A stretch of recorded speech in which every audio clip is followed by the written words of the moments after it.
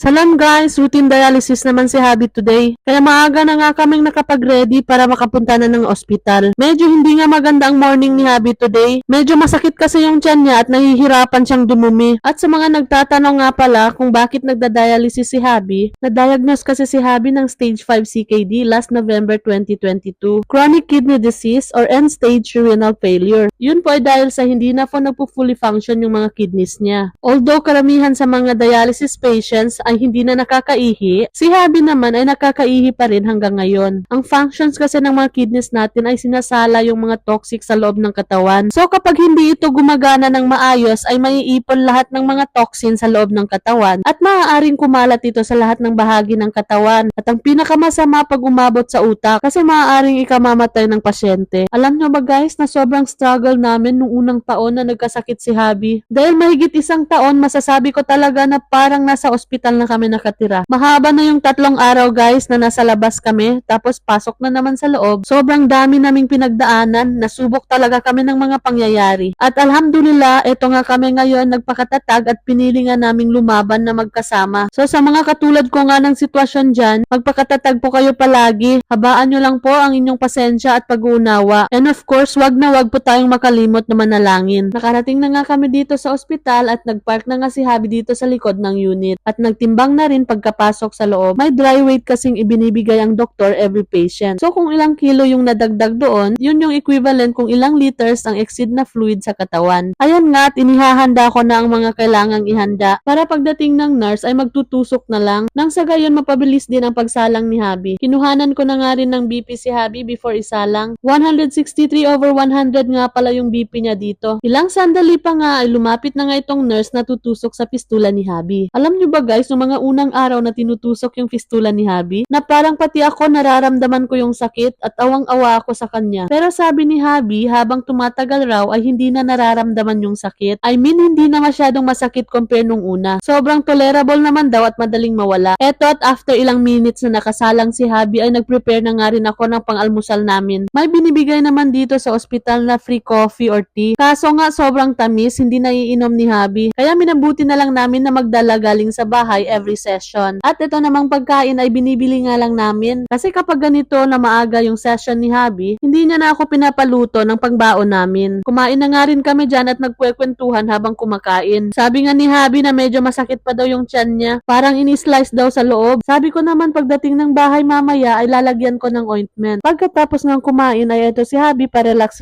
lang muna. At hindi rin nagtagal ay nakatulog na. And kinumutan ko na nga rin dahil sobrang lamig dito. Pagkagising niya nga ay medyo sumakit daw yung ulo niya. Kaya naman dali-dali ko nang chinek yung BP. Nag 90/43 yung BP ni Habi. Kaya dali-dali ko nang tinawag yung nurse para i-disconnect yung nakasalang. Kaya eto nga paglabas namin, medyo masama pa rin yung pakiramdam ni Habi. Sabi ko nga ako na nga lang yung magdadrive pa uwi. Kaya ko naman na. Ayaw niya naman kasi sobrang tigas daw ng mga pedals. Sabi ko edi magpahinga na lang muna tayo. Kaya pinisil-pisil ko na nga muna itong batok ni Habi para kako maibsan yung pagkahilo niya. Nagugutom raw siya at gusto niyang humigop ng sabaw. Kaya nung umokay ng kaunti yung pakiramdam niya ay dumiretso kami dito sa kainan. Umorder na nga siya kaagad nitong mihon soup na may seafood. At ako naman ay umorder nitong bihon goreng. Kumain na nga rin kami dyan pagkarating ng order namin at nang makauwi na kaagad. At nang pauwi na nga kami ay sumakit na naman ulit yung tiyan niya. Buti na lang talaga guys ay agad na tinanggal sa pagkasalang kanina. Kasi delikado pag hypo at patuloy pa rin nakasalang. Fast forward, nung kinagabihan ay nag-request si Habi na magluto nga raw ako ng ulam na walang sarsa muna. Kasi hindi pa okay talaga yung tiyan niya kaya ayaw niya munang kumain na may sarsa. Kaya naman ito na nga lang isda ang lulutuin ko. Nilagyan ko lang ng asin at ng kaunting turmeric powder para mawala ang langsa. Hinalo-halo ko lang ng mabuti at nang pumantay ang lasa. Pagkatapos ay agad ko nang ipinirito. Piniritong isda na nga lang ang ulamin namin ngayong gabi guys. Gagawa na rin pala ako nitong pipino salad para naman ganahang kumain si Habi. Kasi alam kong gutom